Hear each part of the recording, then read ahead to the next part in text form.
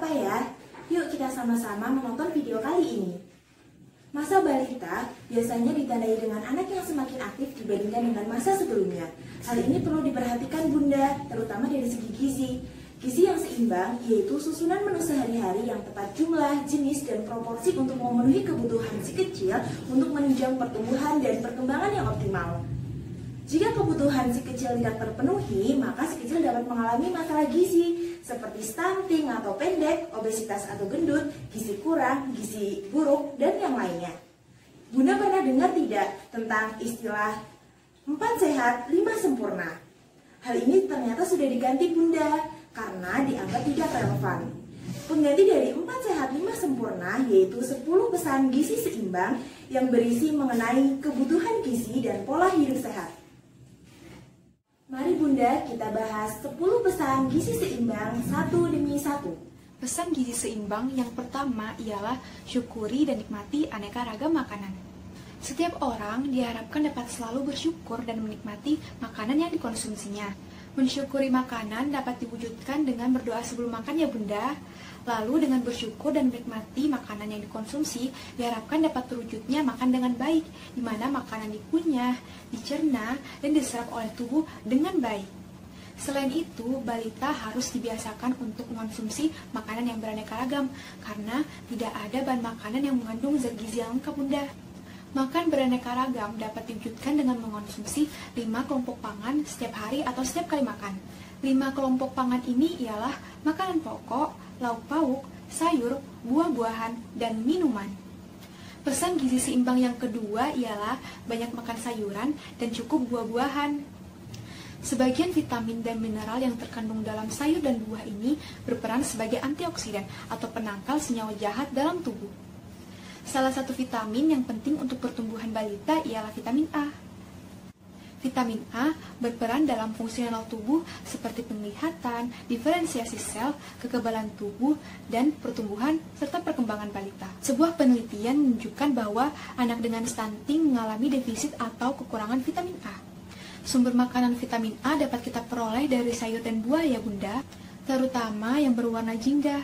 Contohnya seperti wortel, tomat, paprika merah, bayam, hati ayam, hati sapi, mangga, pepaya, dan jambu biji. Ada pula buah yang mengandung lemak jenuh seperti alpukat.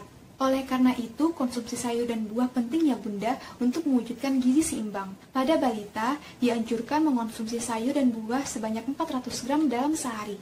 Dapat diwujudkan dengan 250 gram sayur, setara dengan 2,5 porsi atau 2,5 gelas sayur yang telah matang dan ditiriskan. Lalu sebanyak 150 gram buah setara dengan 3 buah pisang ambon ukuran sedang atau 1,5 potong pepaya ukuran sedang atau 3 buah jeruk ukuran sedang. Untuk pesan gizi seimbang yang ketiga adalah biasakan mengonsumsi lauk pauk yang mengandung protein yang tinggi. Protein merupakan sumber asam amino esensial yang berfungsi untuk pertumbuhan anak dan juga untuk pembentuk hormon, enzim, serum, daya tahan tubuh, dan juga sebagai pembangun sel-sel dalam tubuh. Nah, lauk pauk sendiri dibagi menjadi 2, yaitu lauk pauk sumber protein hewani dan juga lauk pauk sumber protein nabati. Lauk pauk sumber hewani adalah lauk pauk yang berasal dari hewan seperti daging ayam, daging sapi, daging kambing, kemudian telur, dan juga susu dan produk olahannya. Nah, keunggulan dari protein hewani adalah memiliki asam amino yang lebih lengkap dibanding protein nabati. Kemudian yang kedua adalah lauk pauk sumber protein nabati. Apa saja sih sumbernya? Sumbernya seperti kacang-kacangan, seperti kacang tanah, kacang merah, kacang polong, kemudian ada tahu dan juga tempe. Nah, untuk keunggulan dari protein nabati adalah kandungan lemak jenuhnya yang lebih rendah dibanding dengan protein hewani. Oh iya, lauk pauk selain sebagai sumber protein, juga sebagai sumber zat gizi lain loh, yaitu zat gizi mikro. Zat gizi mikro adalah zat gizi yang diperlukan oleh tubuh dalam jumlah yang lebih sedikit. Akan tetapi, meskipun dibutuhkan dalam jumlah yang lebih sedikit, tetap harus dipenuhi ya Bunda, karena zat gizi mikro merupakan zat gizi yang penting untuk fungsi tubuh. Beberapa zat gizi mikro yang penting untuk pertumbuhan balita adalah ada zinc atau seng, kemudian ada kalsium, dan juga ada zat besi. Yang pertama adalah zinc. Zinc merupakan zat gizi yang penting bagi tubuh, selain untuk pertumbuhan juga penting dalam sistem daya tahan tubuh atau imunitas. asupan zinc yang kurang dapat menghambat kerja hormon pertumbuhan. Selain itu, asupan zinc yang cukup juga akan menstimulasi nafsu makan anak loh Bunda. Nah, untuk makanan dengan kandungan zinc yang tinggi antara lain adalah udang, kemudian ada daging sapi, daging kambing, telur, kemudian susu dan produk olahannya. Yang kedua adalah kalsium. Kalsium merupakan zat gizi yang penting bagi anak, khususnya bagi pertumbuhan anak. Kalsium berperan penting dalam proses pertumbuhan dan juga kesehatan tulang. Nah, konsumsi kalsium yang kurang itu dapat menyebabkan pertumbuhan anak itu jadi terganggu. Nah, apa saja sih makanan sumber kalsium? Makanan sumber kalsium antara lain adalah susu dan juga produk olahannya seperti keju. Kemudian, ikan laut juga merupakan sumber kalsium loh, seperti ikan tenggiri, ikan tongkol, kemudian ikan salmon, kemudian udang dan juga seafood yang lain. Zat gizi yang ketiga yang penting untuk pertumbuhan anak adalah zat besi. Zat besi merupakan zat gizi yang penting untuk pembentukan hemoglobin dan juga sel darah merah. Konsumsi zat besi yang kurang dapat mengganggu pertumbuhan anak. Hasil penelitian menunjukkan bahwa anak yang stunting atau pendek itu memiliki konsumsi zat besi yang lebih sedikit daripada anak yang tidak stunting. Nah, makanan yang mengandung zat besi itu apa aja sih? Makanan yang mengandung zat besi antara lain adalah hati ayam, kemudian daging merah seperti daging sapi dan daging kambing, kemudian telur, tahu, tempe, dan juga bayam. Nah, sehingga dipastikan ya Bunda, agar si kecil mengonsumsi lauk pauk yang beragam, sehingga selain mendapatkan asupan protein, juga mendapatkan asupan zat gizi mikro yang lengkap. Selanjutnya, pesan gizi seimbang yang keempat adalah biasakan mengonsumsi makanan pokok yang beraneka ragam. Makanan pokok adalah makanan sumber karbohidrat. Karbohidrat merupakan zat gizi yang penting untuk sumber energi dan juga sumber tenaga bagi aktivitas balita. Di Indonesia sendiri, makanan pokok yang biasa dikonsumsi adalah nasi atau beras. Akan tetapi, sumber makanan pokok tidak hanya nasi loh Bunda.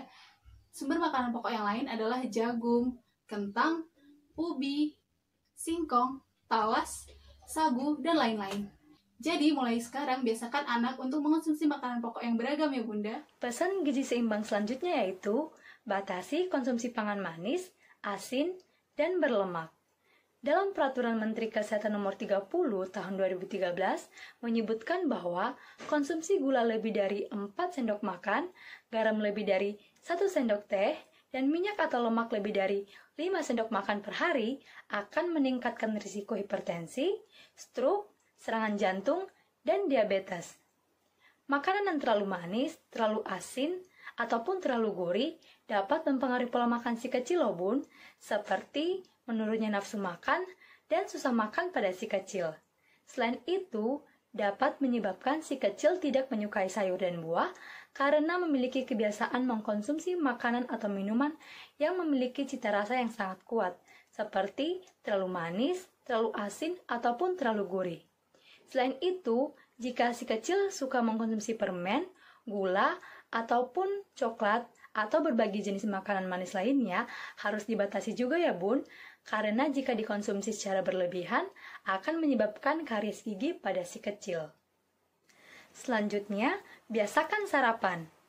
Sarapan adalah kegiatan makan dan minum yang dilakukan antara bangun pagi hingga pukul 9 pagi.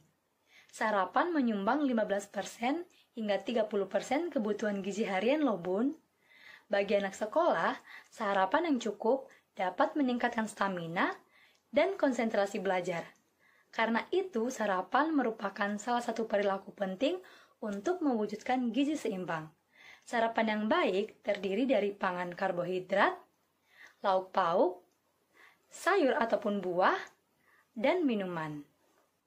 Selanjutnya, biasakan minum air putih yang cukup dan aman. Air merupakan salah satu zat gizi makro esensial yang tidak dapat diproduksi oleh tubuh. Sekitar 2/3 dari tubuh manusia adalah air. Air diperlukan untuk pertumbuhan dan perkembangan yang optimal bagi si kecil loh Bun. Berbagai penelitian membuktikan bahwa kekurangan cairan tubuh pada anak dapat menimbulkan rasa lelah dan menurunkan konsentrasi. Konsumsi air putih yang cukup dapat mengoptimalkan memori anak dalam belajar loh Bun. Selain itu, konsumsi air putih harus aman juga ya Bun, yang berarti bebas dari kuman penyakit dan bahan-bahan yang berbahaya.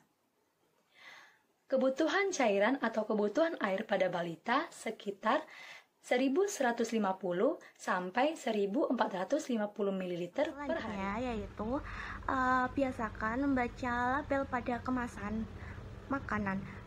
Jadi Bunda penting untuk mengetahui terkait komposisi gizi, komposisi kandungan yang ada di label kemasan makanan dan juga informasi gizi yang tercantum di label kemasan makanan. Dan juga Bunda perlu mengetahui adanya tanggal kadaluarsanya. Kemudian untuk selanjutnya yaitu cuci tangan pakai sabun dengan air yang mengalir. Pentingnya mencuci tangan secara baik dan benar memakai sabun dengan air bersih mengalir adalah agar kebersihan terjaga secara keseluruhan serta mencegah kuman dan bakteri berpindah dari tangan ke makanan yang akan dikonsumsi dan juga agar tubuh tidak terkena kuman. Kemudian saat yang diharuskan untuk mencuci tangan dengan air bersih mengalir dan pakai sabun yaitu yang pertama sebelum dan sesudah makan. Kemudian yang kedua, sebelum dan sesudah memegang makanan. Yang ketiga, sesudah buang air besar dan menceboki bayi. Kemudian yang keempat yaitu sebelum memberikan ASI. Kemudian yang kelima, sesudah memegang binatang. Kemudian yang keenam yaitu sesudah berkebun. Kemudian untuk poin selanjutnya yaitu terkait melakukan aktivitas fisik yang cukup dan mempertahankan berat badan normal. Untuk aktivitas fisik sendiri ini dikategorikan cukup apabila seseorang melakukan latihan fisik atau olahraga selama 30 menit setiap hari atau minimal 3-5 hari dalam seminggu. Penting sekali Bunda untuk menyempatkan Bunda dan balita melakukan aktivitas fisik ini. Aktivitas fisik seperti apa sih Bun yang bisa Bunda lakukan di rumah? Aktivitas fisik yang bisa dilakukan Bunda di rumah yaitu seperti berlari, bersepeda atau berjalan kaki gitu selama 30 menit itu udah cukup. Kemudian untuk mempertahankan berat badan normal sendiri ini dapat dipantau melalui KMS. Anak dinyatakan sehat itu jika berat badannya naik setiap bulan, yaitu grafik berat badan mengikuti garis pertumbuhan atau kenaikan berat badan sama dengan kenaikan berat badan minimum atau lebih yang masih berada di dalam pita hijau KMS begitu. Hai Bunda, selanjutnya mari kita bahas tentang gizi yang seimbang untuk balita. Jadi balita itu memerlukan sekitar 1350 sampai 1400 kalori dalam sehari yang akan dibagi dalam 3 kali makan utama dan juga 2 kali selingan. Nah, untuk porsi tiap jenis bahan makanan adalah sebagai berikut ya. Makanan utama atau karbohidrat sebanyak 3-4 porsi dalam satu hari.